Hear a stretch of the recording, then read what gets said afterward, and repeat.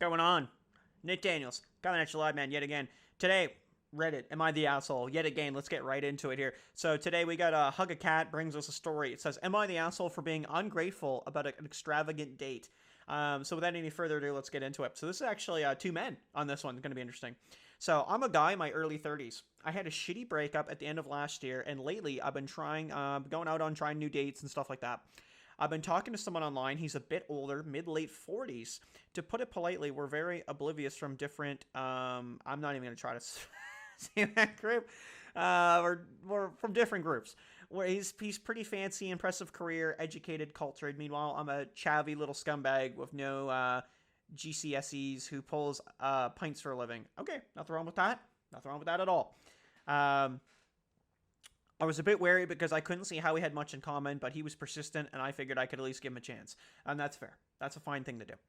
He was very keen to plan the date and have it be a surprise. I wasn't crazy about it, but it seems like we have different tastes. There was also a lot of standard date activities that I find kind of uncomfortable. I have pretty bad ADHD and dyslexia, so I'm self-conscious about how clumsy and awkward I am. I really don't like going to places that are super formal / high-end.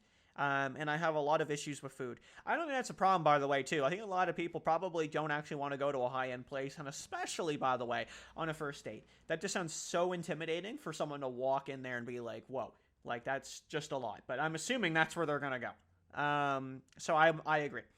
Unless I know someone really well, I just tell them that I'm an extremely picky eater, but I have a diagnosis of anorexia linked to the past with abuse and neglect. I don't like eating, especially around other people, and my diet is very limited. Besides, basically, going to a high-end restaurant is my idea of hell. I told him this very clearly.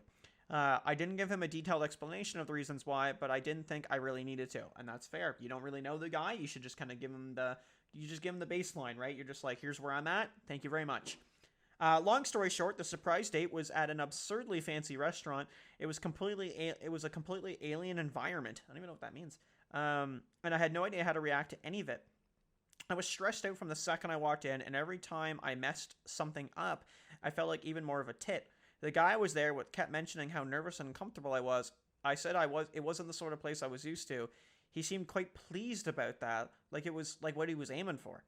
The food was insane. There was multiple courses, and you didn't get to choose any of it. There was basically nothing I could handle eating, and I was absolutely mortified.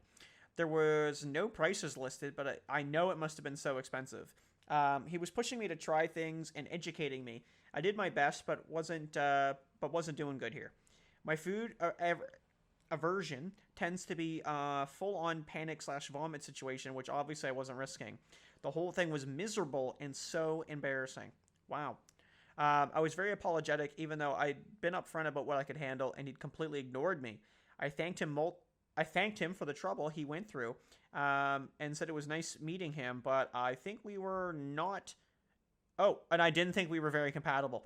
I thought I was just stating the obvious, but he took it badly. The next day, he sent me a long message explaining how much effort and expense he went up to setting this up, and calling me rude and ungrateful.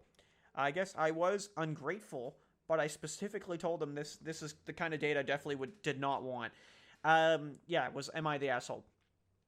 So, like... Yeah, sorry, we kind of powered through that. That one, I didn't feel like there was too much. Like, he was just kind of describing his situation, and I was like, okay, like, I'm not going to comment on, like, fucking ADHD.